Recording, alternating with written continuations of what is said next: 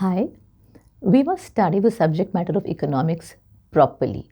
It is divided into two major branches, microeconomics and macroeconomics.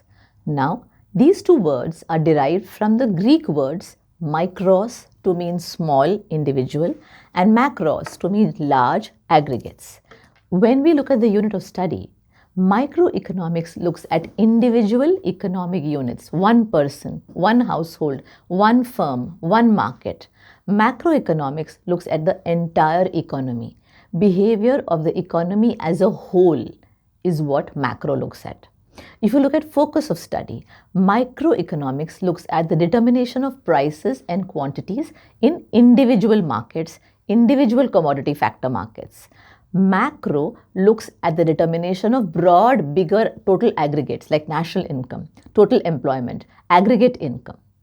The basic parameters of study in microeconomics is the price.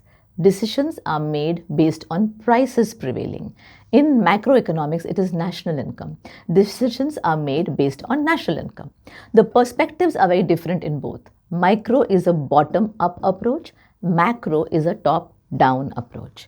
If you look at the method of study, microeconomics is partial equilibrium. It looks at the assumption of ceteris paribus, which is very important.